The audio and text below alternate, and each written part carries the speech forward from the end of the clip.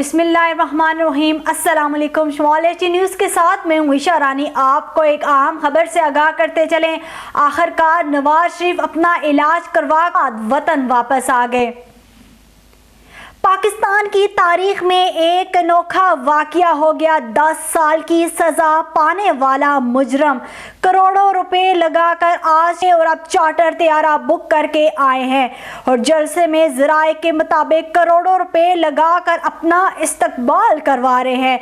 तजिया नगारों के मुताबिक अदालतों से भी ऐसा रिलीफ कभी नहीं दिया गया और अब 24 अक्टूबर तक हिफाजती जमानत मौजूद है। ये भी कहा जा रहा है कि नवाज शरीफ को 24 अक्टूबर से पहले ही सारी नवाज़शात कर दी जाएंगी और नवाज शरीफ जेल नहीं जाएंगे और चौथी बार वजीर आज़म भी बच जाएंगे, इलेक्शन भी जीत जाएंगे।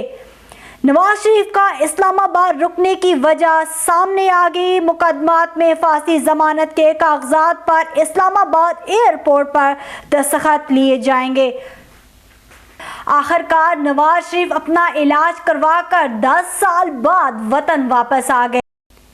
पाकिस्तान की तारीख में एक अनोखा वाकया हो गया। 10 साल की सजा पाने वाला मुजरम करोड़ों रुपए लगाकर आज और अब चार्टर तैयारा बुक करके आए हैं और जलसे में ज़राए के मुताबिक करोड़ों रुपए लगाकर अपना इस्तकबाल करवा रहे हैं।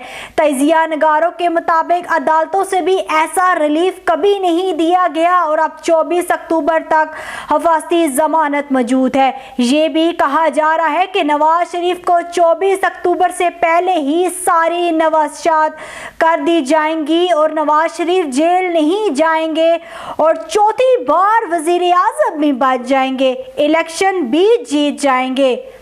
नवाज शरीफ का इस्लामाबाद रुकने की वजह सामने आ गई। मुकदमात में हिफाजती जमानत के कागजात पर इस्लामाबाद एयरपोर्ट पर दस्तखत लिए जाएंगे।